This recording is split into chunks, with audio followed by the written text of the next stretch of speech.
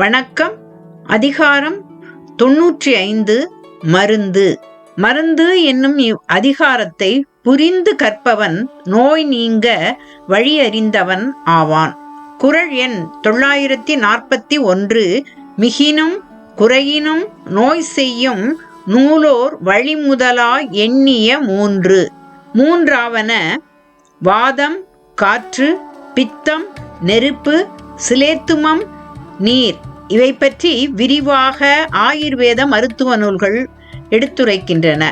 மருத்துவ நூலார் சொல்லும் நாடிகள் வாதம், பித்தம், சிலேத்துமம் ஆகிய மூன்றனுள் எது அளவில் மிகுந்தாலும் குறைந்தாலும் நோய் வரும் என்பது பொருள்.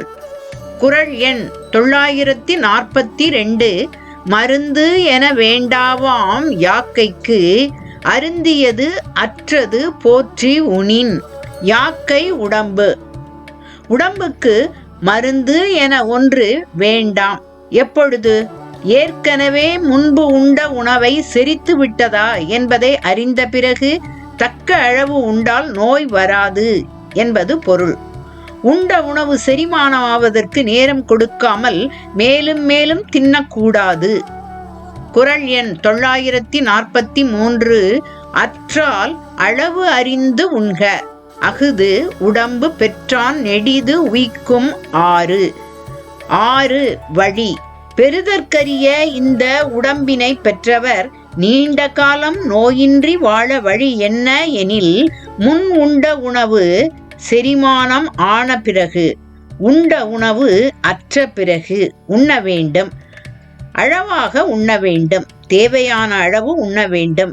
நாவுக்கு அடிமையாகாதே என எச்சரிக்கிறது இக்குறள். குறள் எண் 944. அற்றது அறிந்து கடைப்பிடித்து மாறு அல்ல துய்க்க துவர பசித்து. துய்க்க உண்க, துவர மிக நன்றாக. உண்ட உணவு செரித்த பின் உண்ண வேண்டும். பசி அறிந்த பின் உண்ண வேண்டும்.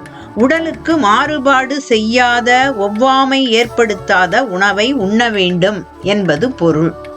குறள் எண் 945. மாறுபாடு இல்லாத உண்டி மறுத்து உண்ணின் ஊறுபாடு இல்லை உயிர்க்கு. உடம்புக்கு ஒவ்வாமை உண்டாக்கும் உணவை உண்ணக்கூடாது. உண்ணும் உணவை அளவுக்கு அதிகமாக உண்ணாமல் அளவாக உண்ண வேண்டும். அளவுக்கு மிஞ்சினால் அமிர்தமும் நஞ்சுதானே. உடம்பை வளர்க்கும் உபாயம் அறிந்தே உடம்பை வளர்த்தேன் உயிர் வளர்த்தேனே என்பது திருமந்திரம். குறள் எண் 946. இழிவு அறிந்து உண்பான்கண் இன்பம்போல் நிற்கும் கழி பேர் இறையான் கண் நோய். அளவோடு உண்பவர் உடல் நலமும் அளவின்றி உண்பவர் நோயும் பெறுவர் என்பதை அறிவுறுத்துகிறது இக்குறள். இன்பமா துன்பமா என்பதை உண்பவன்தான் முடிவு செய்ய வேண்டும். உண்ட உணவு செரித்த பின் உண்பவனிடம் இன்பம் நீங்காமல் இருப்பது போல அளவின்றி மிகுதியாக உண்பவனிடம் நோயும் நிலைத்து நிற்கும். குறள் எண் 947. தீ அளவு அன்றி தெரியான் பெரிது உண்ணின் நோய் அளவு இன்றி படும். பசிக்கு ஏற்றவாறு உண்ண வேண்டும். பசித்தீயின் அளவு தெரியாமல் அளவின்றி தின்பவனுக்கு நோய்களும் பலவாகும். நோய் அளவின்றி போனால் என்ன ஆகும்? நிரந்தரமாக நோயாளி ஆகிவிடுவான்.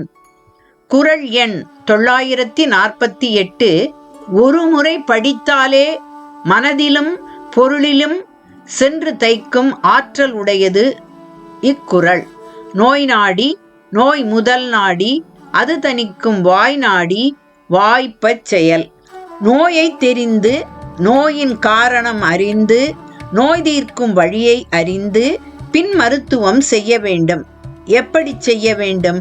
நோயாளியின் உடலுக்கு ஏற்றவாறு பிழையாது செய்ய வேண்டும். வாய்ப்பச் செய்ய வேண்டும் என்பது பொருள். குறள் எண் 949. உற்றான் அளவும் பிணி அளவும் காலமும் கற்றான் கருதிச் செயல். கற்றான் என்பது இங்கு மருத்துவ நூலை அறிந்தவன், கற்றவன், மருத்துவன் என்பது பொருள். மருத்துவர் நோயுற்றவனின் திறன், அதாவது அவனுடைய வயது, பழக்க வழக்கம், சூழல் என்பன போன்ற பலவற்றையும் மனதில் கொண்டு நோயின் திறனை அறிந்து நோயால் அவன் அவதிப்படும் காலத்தையும் கணக்கிட்டு அறிந்து ஆராய்ந்து மருத்துவம் செய்ய வேண்டும். குறள் எண் 950. உற்றவன் தீர்ப்பான் மருந்து உழைச்செல்வான் என்று அப்பால் 4 கூற்றே மருந்து. மருந்தை 4 கூறாக காட்டுகிறது வள்ளுவம். உற்றவன் நோய் உற்றவன், நோயாளி. தீர்ப்பான் நோய் தீர்க்கும் மருத்துவர். மருந்து நோய் தீர்க்கும் மருந்து. உழைச்செல்வான் உடன் செல்பவன். இப்பொழுது செவிலியர்கள் செய்யும் பணி ஆகிய 4 கூறுகளையும் உள்ளடக்கியது மருந்து என மருந்துக்கான விளக்கத்தை இரத்தின சுருக்கமாக உரைக்கிறது குறள். சமுதாய மேன்மைக்கும் தனிமனித ஒழுக்கத்திற்கும் அறம் சொன்ன வள்ளுவன் உடம்பிற்கான நோய் தீர்க்கும் மருந்து பற்றியும் சொல்லுகின்றான். உடம்பாரழியின் உயிரால் அழிவர் என்பது திருமந்திரம். சுவரை வைத்துத்தானே சித்திரம் வரைய முடியும். எனவே மருந்து என்னும் அதிகாரம் மனநலம் கடந்து உடலை எப்படி பேண வேண்டும் என்பதை விவரிக்கிறது. உண்ட உணவை செரித்த பிறகு உண், அருந்தியது அற்றது போற்றி உண், அளவறிந்து உண். நோயாளியை மருத்துவர் எப்படி அணுக வேண்டும் என்று மருந்து பற்றி வழிகாட்டி போல மருந்து என்னும் அதிகாரம் அமைந்துள்ளது.